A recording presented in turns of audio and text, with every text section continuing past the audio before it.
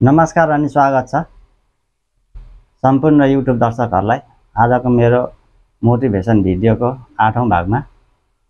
र त्यसरी मेरो एक्सिडेन्ट भइसकेपछि चाहिँ म घर फर्केर आइपुगे हैन। फाइनली म घर आइपुगे हैन, रातिको समयमा। र अर्को कुरा हैन के हुन्छ भने मान्छेको जिन्दगीमा कुन घटना कतिखेर घट्छ हैन थाहा हुँदैन। मान्छेको जिन्दगी 1 माइक्रो सेकेन्ड तलमाथि चलिराखेको हुन्छ हैन। 1 माइक्रो सेकेन्डमा मान्छेको जिन्दगी सिक्का पल्टे जस्तै गरेर पल्टिन्छ हैन। कुनै सिक्का पल्टिन्छ तर फेरि उल्टेर जस्ताको तस्तै पोजिसनमा आउँछ भने कुनै सिक्का पल्टेपछि पल्टेको पल्टै हुन्छ, त्यसलाई यदि कसैले नउठाउन्जेल हैन। तर मेरो जिन्दगी पनि त्यसरी नै पल्ट्यो हैन। जाँदा म चाहिँ हिँड्दै गएको थिएँ केही गर्छु केही कमाउँछु भनेर, तर मैले आफ्नो सम्पूर्ण शरीर गुमाएर घर फर्किनु पर्यो हैन।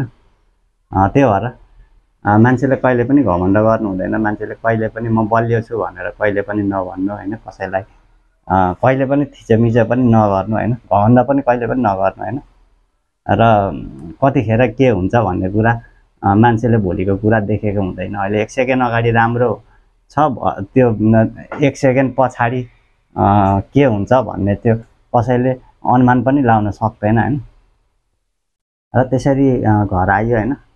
एउटा कमाउँछु केही गर्छु केही ल्याउँछु, बाबुआमाको लागि केही गर्छु, छोराछोरीको लागि केही गर्छु, श्रीमतीको लागि केही गर्छु भनेर त्यसरी गएको मान्छे एउटा स्टेजरमा सम्पूर्ण शरीर गुमाएर आउनु पर्दाको पीडा म भित्र अर्कै थियो। तर मेरो घरमा चाहिँ कसैलाई पनि थाहा चाहिँ थिएन यो बारेमा हैन।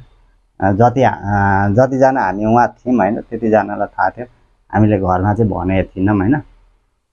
मेरो केही पनि चल्दैन थियो है। म सुत्दा पनि सुतेरै खाने, टोइलेट पनि ओछ्यानमै, पिसाबहरू पनि सबै ओछ्यानमै, सास फेर्दा पनि केही नचल्ने, शरीरहरू पार्ट्सहरू कुनै नचल्ने, हातहरू अलिअलि चल्थ्यो हैन। मुखहरू सबै डढेको, हातहरू डढेको थियो हैन। त्यो अवस्थामा आइपुग्यो हैन।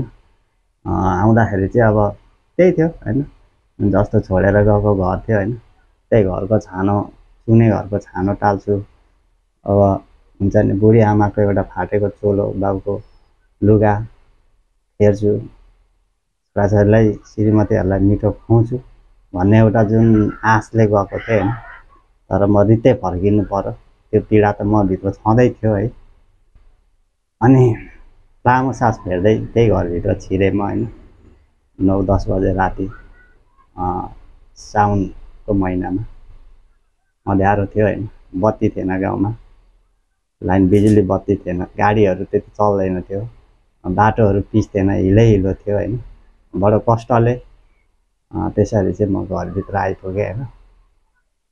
घरभित्र आएर मैले लामो सास फेरेँ खाटमा सुतेर, त्यही छानो, त्यही दुलो भरेको भित्ता हैन, सबै त्यस्तै थियो हैन।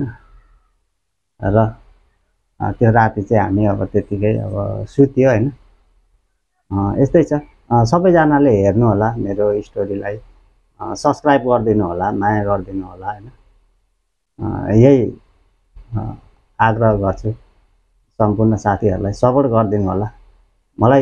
मलाई सपोर्ट नगरे पनि मेरो स्टोरीलाई सपोर्ट गरिदिनु होला भन्न चाहन्छु है।